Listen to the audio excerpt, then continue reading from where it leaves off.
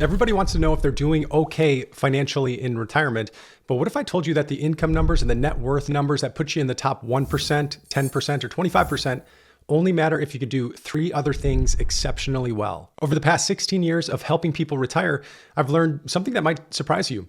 The happiest retirees aren't necessarily in the highest percentiles. So today I'm going to show you exactly what income levels and net worth levels put you in each category. But more importantly, I'm going to share the three things that make sure you're optimizing for the life you want and not just the percentile that you're in. So let's start with a reality check that might make you feel better about your current retirement situation. Now, according to a recent survey of consumer finances data, here's what retirement income actually looks like for Americans who are between 65 to 69. The median household retirement income, that's middle of the pack, is just over $50,000 per year. And that includes money from Social Security, pensions, withdrawals from retirement accounts like 401ks and IRAs. Now, before you panic if you're below that number, or if you get overconfident because you're above it, let me put this in perspective. I met two people who retired in the same year. Robert had a retirement income of $150,000 per year, well above the median, but he was miserable. He spent his days worrying about the market volatility and all the things going on in the world. He was checking his accounts obsessively, and he was constantly worrying about if he had enough. And then Linda had a retirement income of $60,000 per year, but she was thriving. She had a clear plan, she understood her expenses, and most importantly, she had embraced what I call enough thinking instead of more thinking. Now, you can guess which person was happier. And that brings me to this first important point, which is your happiness in retirement isn't determined by what percentile you're in. It's determined by whether your income matches your lifestyle and your peace of mind. But now let's take a look at what it actually takes to be in the top 25% of retirees. From a net worth standpoint, and remember, net worth also includes your home equity, not just retirement accounts, you'll need between $395,000 and $1.16 million. I'll share where I'm getting the data below this video. But the interesting about that is that thousands of retirees were asked the question, how much do you need to feel comfortable in retirement? And the answer is consistently around $1.2 million. In reality, according to the survey of consumer finance, that's only about 3.5% of Americans actually reach the $1 million or more amount for what their net worth is in retirement. I had a client a couple years ago who felt behind because they only had $600,000 in retirement savings. To them, only had $600,000. That's significant. But when we calculated their full net worth, including their paid off home, which was about $400,000, they realized they were actually in the top 25% of Americans. The lesson is, don't just look at your 401k balance or retirement accounts, look at the complete financial picture. Now, the next stage is top 10%. And to be in the top 10% of American retirees by net worth, you need above $2.9 million. But here's where it gets interesting. I've worked with clients who've had 3 million, 4 million, 5 million or more in net worth, and many of them can be more stressed out about money than clients who have 500,000 or 800,000 or less than $1 million. And I believe the reason why is because they're playing the wrong game.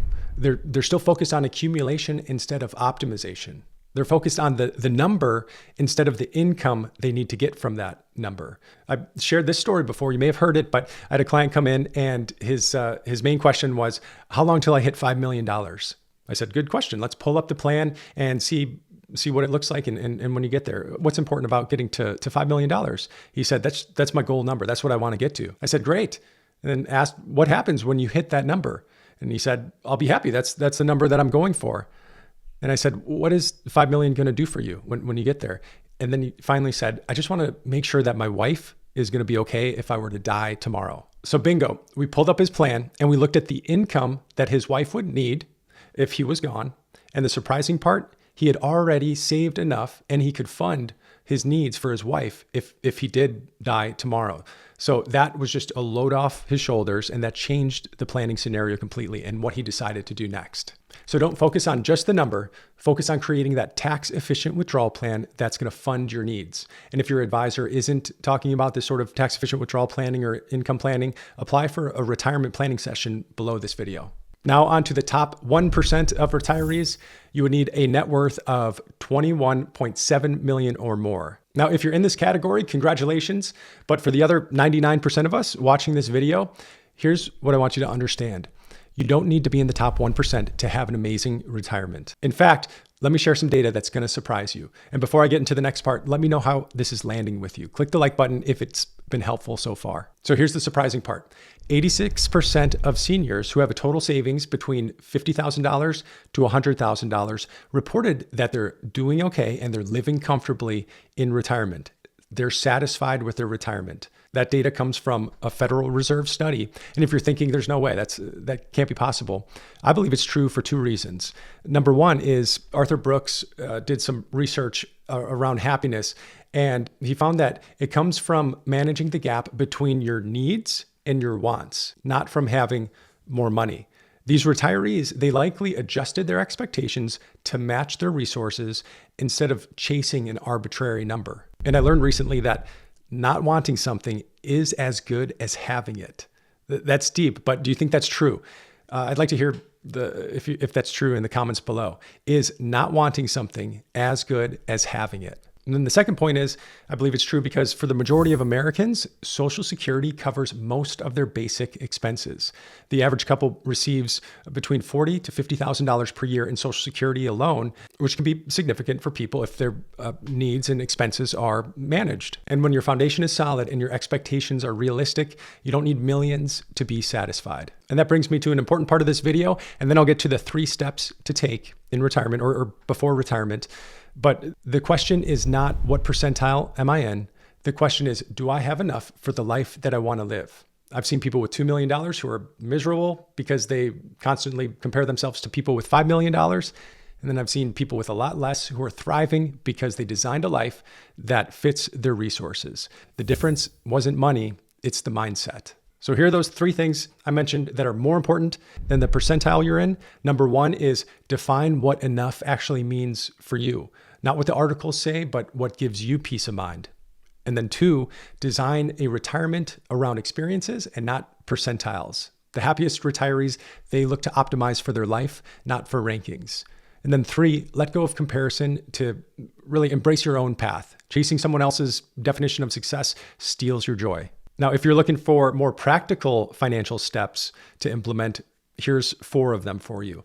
Number 1 is get crystal clear on your expenses, what you believe your expenses will be in retirement. Track your spending for 3 months. You can use Monarch Money or one of those ones that does it automatically for you, and it categorizes everything. Then adjust it for retirement. So if you're not retired yet, still track it and then see if you can adjust for retirement, because you'll be spending less on clothes maybe or commuting, but you might be spending more on healthcare and travel. Number 2 is build out your complete income picture. So Social Security, pensions, even though they're rare, part-time work, if you might do that, and then sustainable withdrawals from your savings. And then 3rd, run the math with a proper financial planning tool. You could use Excel like a lot of people start with, but there's other tools out there like the one that I linked to below that actually are just for retirement planning. So it accounts for taxes and inflation and market volatility and things like that.